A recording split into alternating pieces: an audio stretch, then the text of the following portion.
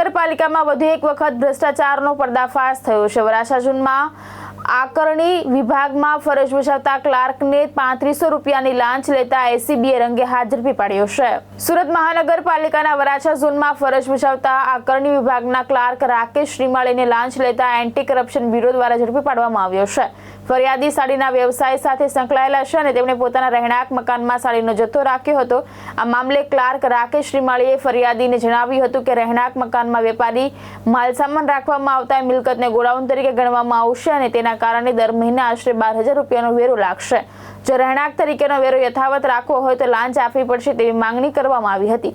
લાંચની માંગથી કંટાળેલા ફરિયાદીએ સુરત એસીબીને સંપર્ક કર્યો હતો। એસીબીએ આયોજનબદ્ધ ટ્રેપ ગોઠવી ક્લાર્ક રાકેશ શ્રીમાળીને 3500 રૂપિયાની લાંચ સ્વીકારતા રંગે હાથ ઝડપી પાડ્યો હતો। રાકેશ શ્રીમાળી છેલ્લા 3 વર્ષથી વરાછા ઝોનના આકારણી વિભાગમાં ક્લાર્ક તરીકે ફરજ બજાવતો હતો અને આશરે 33,000 રૂપિયાનો માસિક પગાર મેળવતો હતો। હાલ એસીબી દ્વારા આરોપી સામે ભ્રષ્ટાચાર નિવારણ અધિનિયમ હેઠળ વધુ કાયદેસરની કાર્યવાહી હાથ ધરવામાં આવી છે।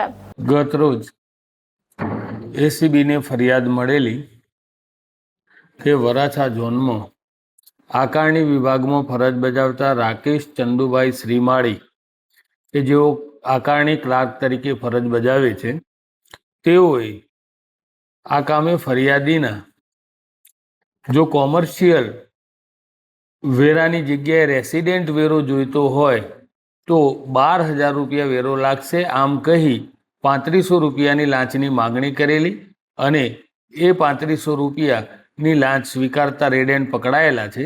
તેઓ વિરુદ્ધ કાયદેસર કાર્યવાહી હાથ ધરી અને ગુનો રજીસ્ટર કરવામાં આવેલો છે। સાહેબ, કેટલા સમયથી આ જગ્યા પર ફરજ બજાવતા હતા અને હવે કઈ પ્રકારની કાર્યવાહી કરી? રાકેશ શ્રીમાળી એ છેલ્લા 3 માસથી ક્લાર્ક તરીકે વરાછા ઝોનમાં ફરજ બજાવે છે અને તેઓનો 33,000 રૂપિયા પગાર છે અને હવે આગળની કાર્યવાહીમાં રિમાન્ડ અને બીજી ઇન્વેસ્ટિગેશન થશે, પછી કંઈ કહી શકાય। ભાવેશ ઉપાધ્યાય, દ્રષ્ટિકોણ ન્યૂઝ, સુરત।